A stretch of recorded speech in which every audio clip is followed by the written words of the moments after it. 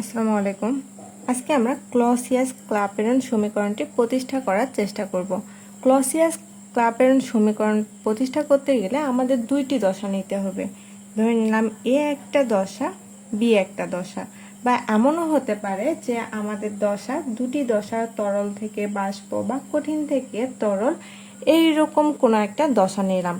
এখন দশা নেওয়ার আগে আমাদের আরও কিছু জিনিস নিতে হবে। মনে করি স্থির তাপমাত্রা, এখানে দুটো দশা নিলেই হবে না, এর সাথে আমাদের স্থির তাপমাত্রা নিতে হবে এবং চাপটাও স্থির থাকবে। তাহলে তাপমাত্রা এবং চাপ স্থির রেখে একই উপাদানের, তাহলে এই তাপমাত্রা এবং চাপ স্থির রাখার পরে একই উপাদানের দুটি দশা, তাহলে একটা উপাদান নিলাম, সেই উপাদানের দুইটি দশা পরস্পর সাম্যাবস্থায় থাকে। তাহলে যদি দুটি দশা সাম্যাবস্থায় থাকে তাহলে আমরা এটাকে কি ধরে নিতে পারি যে এ থেকে বি এটা সাম্যাবস্থায় আছে। তাহলে সাম্যাবস্থা বলতে আমরা সাধারণভাবে বুঝি স্থিতিশীল বা কোনো কিছুর পরিবর্তন হয় না। তাহলে ধরে নিলাম এ বি এই সাম্যাবস্থায় আছে। তারপরে ধরি যে দশায় এর মুক্ত শক্তি জি এ।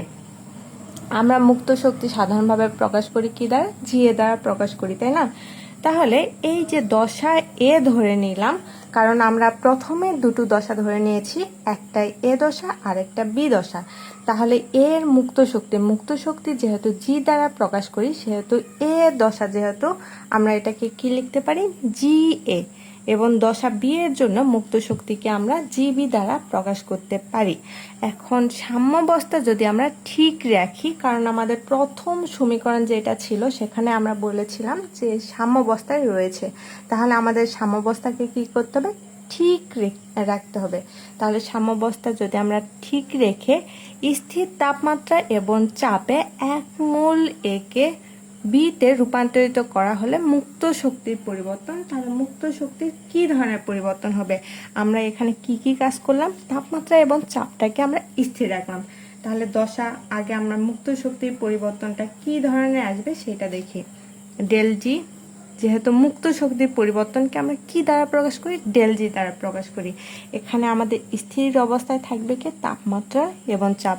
তাহলে তাপমাত্রা এবং চাপকে আমরা কি দ্বারা প্রকাশ করি? একটাকে তাপমাত্রাকে টি দ্বারা প্রকাশ করি এবং চাপকে পি দ্বারা প্রকাশ করি। তাহলে তাপমাত্রা এবং চাপটাকে স্থির রাখলাম এবং মুক্ত শক্তির পরিবর্তন ডেল জি লিখে ফেললাম। এখন কি বলছে? এক মূল এ কে বিতে রূপান্তরিত করা হলে মুক্ত শক্তির পরিবর্তন কতটুকু হয়?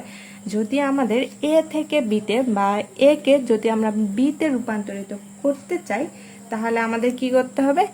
এই বি থেকে এটাকে বাদ দিতে হবে। তাহলে আমরা পেয়ে যাব মুক্ত শক্তির কতটুকু পরিবর্তন হয়েছে। তাহলে জিবি থেকে আমরা বাদ দিলাম জি এ, তাহলে আমরা পেয়ে যাব ডেল জি। এইটুকু ছিল আমাদের মুক্ত শক্তির পরিবর্তন। এখন আমাদের কথাটা কি ছিল? যেহেতু সিস্টেমটি সাম্যাবস্থায় আছে বা স্থিতিশীল অবস্থায় আছে, তাহলে লিখে ফেলি যেহেতু সিস্টেমটি, আমরা যে সিস্টেমটা নিয়েছিলাম সেটা কি অবস্থায় আছে? সাম্যাবস্থায় আছে। তাহলে যেহেতু সিস্টেমটি সাম্যাবস্থায় আছে,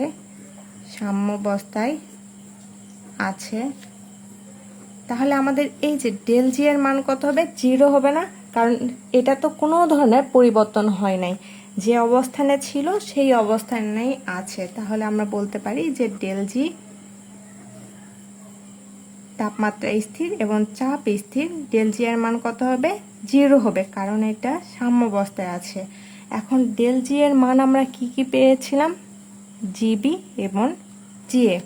তাহলে লিখে ফেলি যে GB minus GA equal to 0। তাহলে আমরা জিবি ইকুয়াল টু কি লিখতে পারি? জিবি ইকুয়াল টু, যদি আমরা জিএ কে ওই পাশে পার করে দেই, তাহলে এখানে মাইনাস ছিল, ওই পাশে যাওয়ার ফলে এখানে প্লাস হয়ে যাবে। তাহলে জিবি ইকুয়াল টু জিএ, এটাকে আমরা 1 নাম্বার দ্বারা প্রকাশ করি। এখন আসি যে এখন আমরা এখানে কি করেছিলাম? তাপমাত্রা এবং চাপটা স্থির ছিল আর ওইটা সাম্যাবস্থায় ছিল। এখন যদি সিস্টেমটিকে আমরা তাপমাত্রা টি হতে বৃদ্ধি করে, যদি আমরা তাপমাত্রা বৃদ্ধি করি বা অতি ক্ষুদ্রাতি ক্ষুদ্র পরিবর্তন করতে চাই, তাহলে আমাদের কি করতে হবে? ওই যে অতি ক্ষুদ্রাতি ক্ষুদ্র পরিবর্তনের সাথে আমাদের টিটাকে যোগ করে দিতে হবে। তাহলে আমরা তাপমাত্রা টি হতে বৃদ্ধি করে আমরা কি করতে পারি, টি প্লাস ডিটি যদি করি তাহলে আমাদের চাপটাকেও কি করতে হবে, পি হতে বৃদ্ধি করে যখন আমরা তাপমাত্রা বৃদ্ধি করাবো তখন আমাদের চাপটাও বৃদ্ধি পাবে, তাই না? তাহলে আমাদের পি হতে বৃদ্ধি পেয়ে কি হবে, পি প্লাস ডিপি হবে। ফলে দশা দুটির মুক্ত শক্তির পরিবর্তন হবে। যখন আমাদের তাপমাত্রা স্থির অবস্থায় ছিল তখন টি ছিল, যখন বৃদ্ধি করাইলাম তখন আমাদের কি হলো, টি প্লাস ডিটি, ডিটি পরিমাণ বৃদ্ধি পাইলো, তাহলে টি প্লাস ডিটি। সেম একই অবস্থানে আমাদের চাপ পি ছিল, পি থেকে বৃদ্ধি পাইলে কি হবে, পি প্লাস ডিপি। যখন তাপমাত্রা এবং চাপ বৃদ্ধি পেল তখন আমাদের মুক্ত শক্তিটাও বৃদ্ধি পাবে না? যদি মুক্ত শক্তি বৃদ্ধি পায় তাহলে আমাদের এর ক্ষেত্রে যেটা ছিল বা এ দশার ক্ষেত্রে যেটা, সেটা হবে জিএ প্লাস ডিজিএ। এইটুকু পরিমাণ এ দশাতে বৃদ্ধি পেয়েছে। যখন এ দশাতে বৃদ্ধি পাবে তখন তো আমাদের বি দশাতেও বৃদ্ধি পাবে, তাই না? তাহলে এবং জিবি প্লাস ডি জিবি। সুতরাং আমরা কি লিখতে পারি, এই দুইটা তো সাম্যাবস্থায় আছে, যখন সাম্যাবস্থায় থাকবে তখন দুইটা তো সমান সমান হবে। আমরা যতই বৃদ্ধি করি না কেন আমাদের যে উপাদান দুইটা নিয়েছিলাম সেই দুইটা উপাদানই কিন্তু সাম্যাবস্থায় রয়েছে। যদি সাম্যাবস্থায় থাকে তাহলে আমরা লিখতে পারি GA plus DGA equal to GB plus DGB, তাই না? কারণ আমাদের দুইটা দশায় সাম্যাবস্থায় আছে। প্রথমে আমরা লিখেছিলাম এ ইকুয়াল টু বি।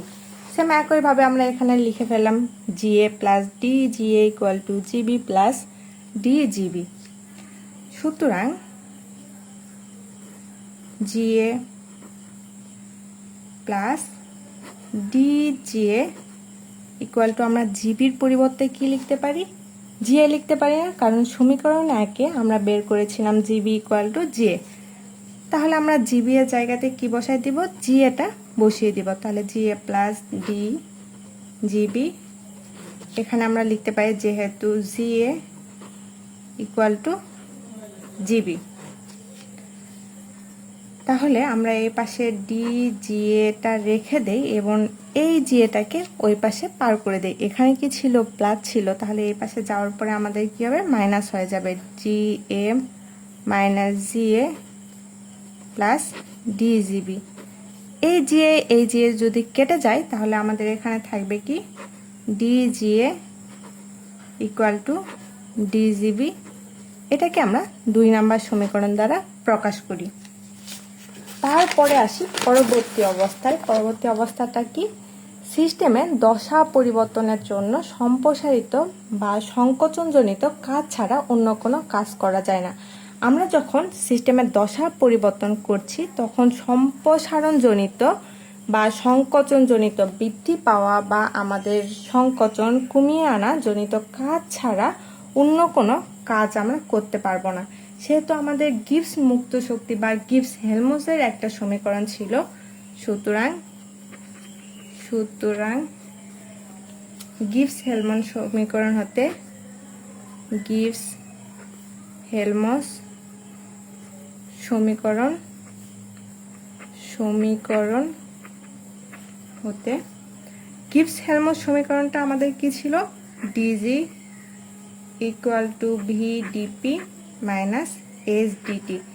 এটা মুক্ত শক্তির পরিবর্তনের ক্ষেত্রে আমাদের গিবস হেলমসের একটা সমীকরণ ছিল। সমীকরণটা হচ্ছে D G equal to V D P minus S D T. তাহলে এ দশার ক্ষেত্রে এটা আমাদের কি ছিল, জি দশার ক্ষেত্রে ছিল না, পুরো একটা মুক্ত শক্তির পরিবর্তন, সেটাকে আমরা ডিজি দ্বারা প্রকাশ করেছিলাম। এখন আমরা আসি এ দশার ক্ষেত্রে। যেহেতু আমাদের সিস্টেমে দুইটা দশা বিদ্যমান সেহেতু আমাদের কি করতে হবে, দুইটা দশায় বের করতে হবে। তাহলে এ দশার জন্য আমরা কি লিখতে পারি, DGA equal to VA DP minus SA DT, তাই না? এটা ছিল কিসের জন্য, এটা ছিল এ দশার জন্য। এখন আমাদের বি দশা নির্ণয় করতে হবে না, কারণ আমাদের দুইটা দশাই তো বিদ্যমান। সেহেতু বি দশার জন্য আমরা লিখতে পারি DGB equal to VB DP minus S A DT. এটা আমরা কি করলাম, আমরা এ দশার ক্ষেত্রে একটা বের করে নিলাম, বি দশার ক্ষেত্রে একটা বের করে নিলাম।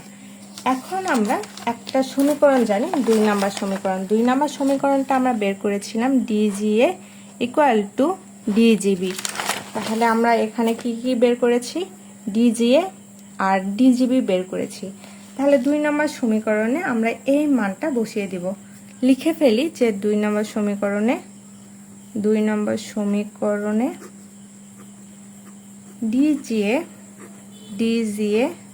ও ডিজিবি এর মান বসিয়ে তাহলে আমাদের কি ছিল, ডিজিএ ইকুয়াল টু ডিজিবি।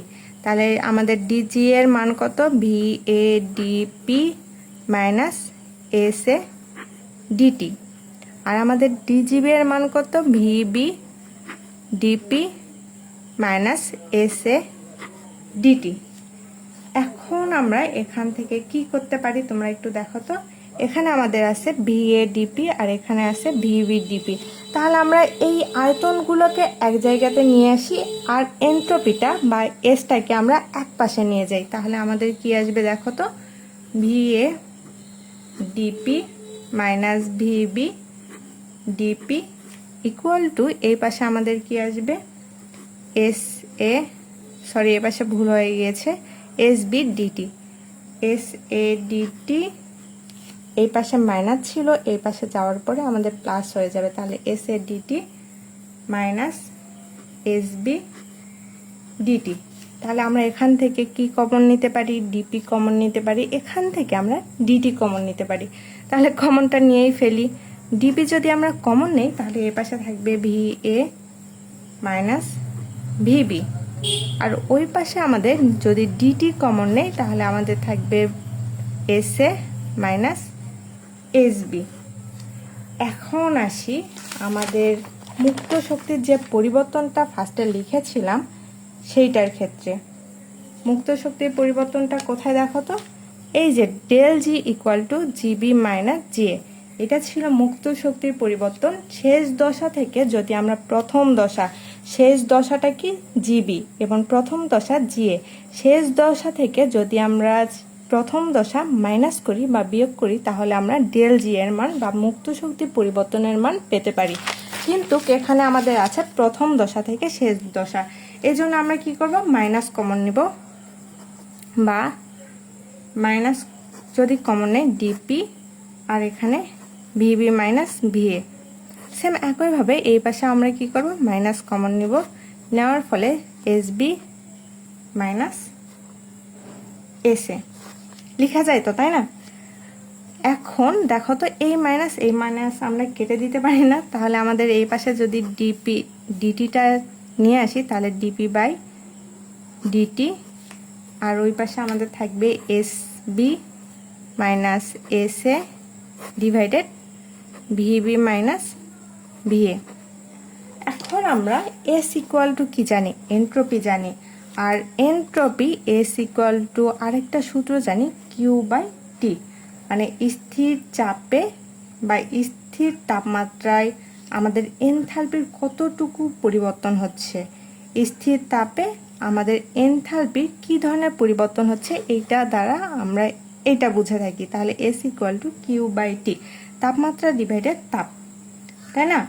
এখন আমরা এই S B minus S A equal to আমরা কি জানি, ডেল এস জানি না। আমাদের ডেল এস বা এন্ট্রপি, মোট এন্ট্রপি ইকুয়াল টু আমাদের S B minus S A. তাহলে এস এর জায়গাতে আমরা এখানে কি বসাইতে পারি, S B minus S A. তাহলে বসিয়ে দেই, আমাদের মানটা কি আসে একটু দেখো তো, বা D P divided D T equal to আমাদের এই পাশে কি ছিল, ডেল এস ইকুয়াল টু আমরা জানতাম কিউ বাই টি। এখন আমরা কিউ ইকুয়াল টু একটা জিনিস জানি, সেটা কি, Q equal to del H, বা আমরা ডেল এইচ ইকুয়াল টু জানি এনথালপি। তাহলে আমাদের যেটা তাপমাত্রা বা আমাদের স্থির চাপে শোষিত তাপের পরিমাণ কিউ দ্বারা আমরা কি জানি, শোষিত তাপের পরিমাণ ইকুয়াল টু আমরা জানি ডেল এইচ, মানে আমাদের শোষিত তাপটা এনথালপির সমান। তাহলে এই যে কিউ বাই টি এর জায়গাতে আমরা কি বসাইতে পারি, ডেল এইচ বসাইতে পারি। তাহলে মূল সমীকরণটা আমরা এখানে পূরণ করি যে আমাদের এস বি মাইনাস এস এর জায়গাতে আমরা বসাইতে পারি ডেল এস, আর নিচে আমাদের ভিবি মাইনাস ভিএ। অতঃপর আমরা দেখো তো ডেল এস ইকুয়াল টু কি লিখতে পারি, del S equal to Q by T into V B minus V A. এটা তো লেখা যায় তাই না। এখন কিউ ইকুয়াল টু বা শোষিত তাপ ইকুয়াল টু আমরা জানি এনথালপি, বা শোষিত তাপ আমাদের এনথালপির সমান, সেহেতু আমরা লিখতে পারি ডেল এইচ, মানে আমাদের কিউ এর পরিবর্তে লিখতে পারি del H divided T into V B minus V A. অতএব আমরা দিতে পারি D P minus D T equal to del H divided T into V B minus V A. এইটাই হচ্ছে আমাদের ক্লসিয়াস কার্ভেরন সমীকরণ নামে পরিচিত। তাহলে আমাদের ক্লসিয়াস কার্ভেরন সমীকরণটা কি, del P divided del T equal to del H divided T into V B minus V A. এই সমীকরণটা প্রতিপাদন করার জন্য আমরা ফার্স্টে কি করলাম, দুইটা স্থির অবস্থা নিলাম। দেখো তো দুইটা স্থির অবস্থা নিয়েছিলাম, একটা দশা হচ্ছে এ আর একটা দশা বি। এখানে আমাদের তাপমাত্রা স্থির, আবার চাপটাকে আমরা স্থির ধরে নিয়েছিলাম। এখন যদি আমরা এই চাপটাকে বা দশাটাকে আমরা মুক্ত শক্তির পরিবর্তন করতে চাই বা মুক্ত শক্তিতে রূপান্তরিত করতে চাই, তাহলে আমাদের কি হবে, এখানে জিএ এবং জিবি ধরে নিতে হবে। এখন দুইটা তো সমান অবস্থায় বা সাম্য অবস্থায় রয়েছে, যদি সাম্য অবস্থায় থাকে তাহলে এইটা ইকুয়াল টু এটা লেখা যায় না। তাহলে মুক্ত শক্তির যে পরিবর্তনটা সেটা ইকুয়াল টু আমরা লিখতে পারি যে আমাদের শেষ দশা মাইনাস প্রথম দশা। তাহলে লিখে ফেললাম। এখন আমরা জানি যে সিস্টেমটি সাম্য অবস্থায় আছে, যদি সাম্য অবস্থায় থাকে ডেল জি এর মান কি হবে, 0 হয়ে যাবে। আর ডেল জি ইকুয়াল টু আমরা জানি জিবি মাইনাস জিএ, মানটা বসাই দিলাম। দেওয়ার ফলে আমাদের জিবি এর মান বের হলো জিএ। অতঃপর আমরা যদি তাপমাত্রাটাকে বৃদ্ধি করি তাহলে আমাদের তাপমাত্রা কি পরিমাণ বৃদ্ধি পাবে, অতি ক্ষুদ্রাতি ক্ষুদ্র পরিমাণ বৃদ্ধি পাবে। সেই বৃদ্ধিটা হচ্ছে ডিটি পরিমাণ। তাহলে আমাদের তাপ ছিল টি পরিমাণ আর বৃদ্ধি পাওয়ার ফলে হয়েছে ডিটি পরিমাণ। তাহলে দুইটা যোগফল করলেই তো আমাদের বৃদ্ধি তাপটা হয়ে যাবে, তাই না। তাহলে বৃদ্ধি তাপটা লিখে ফেললাম। এখন চাপের ক্ষেত্রেও সেম অবস্থা। তাহলে চাপ এবং তাপমাত্রার ক্ষেত্রে যদি সেম অবস্থা হয়, আমাদের মুক্ত শক্তিরও কিন্তু একই ধরনের অবস্থা হবে। তাহলে মুক্ত শক্তি ইকুয়াল টু আমাদের GA plus DGA equal to GB plus DGB লিখে ফেললাম। এখান থেকে আমরা ডিজিএ ইকুয়াল টু ডিজিবি মানটা বের করে ফেললাম। অতঃপর আমরা মুক্ত শক্তির ক্ষেত্রে একটা হেলমস সমীকরণ জানি, সমীকরণটা আমরা বসাই দিলাম। বসিয়ে দেওয়ার ফলে আমাদের এ দশার জন্য একটা এক্সট্রা সমীকরণ বের করলাম, বি দশার জন্য একটা এক্সট্রা সমীকরণ বের করলাম। বের করার পর আমরা 2 নম্বর সমীকরণে এই মানগুলো বসাই দিলাম। দেওয়ার ফলে আমাদের বের হলো D P divided D T equal to del H divided T into V B minus V A. এটাই হচ্ছে আমাদের ক্লসিয়াস কার্ভেরন সমীকরণ। আসসালামু আলাইকুম।